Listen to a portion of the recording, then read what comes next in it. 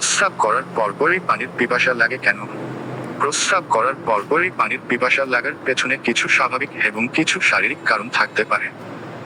আসুন সহজ ভাষায় ব্যাখ্যা করি। স্বাভাবিক কারণসমূহ: ১.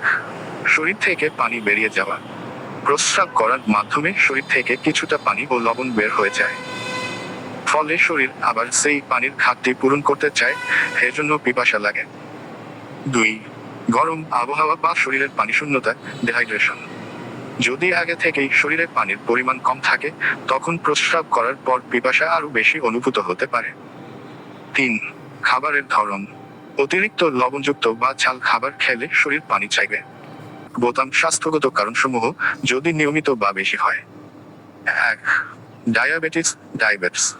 ডায়াবেটিস থাকলে ঘন ঘন প্রস্রাব হয় এবং প্রতিবারের পর বেশি পিপাসা লাগে, কারণ শরীর বারবার পানি বের করে দেয়।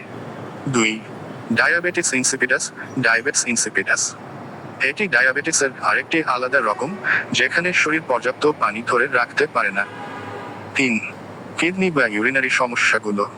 কিডনি যদি পানি ধরে রাখতে না পারে বা ইউরিনের সমস্যা থাকে, তখনও এমন হতে পারে। ৪. ওষুধের পার্শ্ব প্রতিক্রিয়া। কিছু ওষুধ, যেমন ডিউরেটিক বা পানি বের করে দেয় এমন ওষুধ খেলে এই সমস্যা হতে পারে।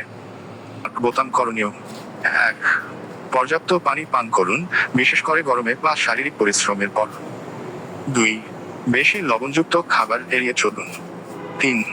নিয়মিত এমন হলে ডায়াবেটিস বা কিডনি পরীক্ষা করুন। ৪. গা শুকনো লাগে, চোখ মুখ শুষ্ক হয়, প্রস্রাব হলুদ হয়ে গেলে দ্রুত পানিশূন্যতার চিকিৎসা নিন।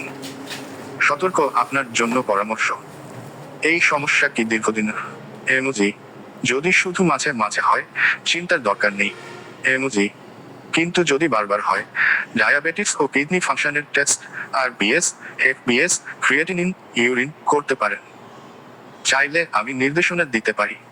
প্রয়োজনে বিস্তারিত জানতে চাইলে বলুন। পাশে আছি। আল্লাহ আপনাকে সুস্থ রাখুক।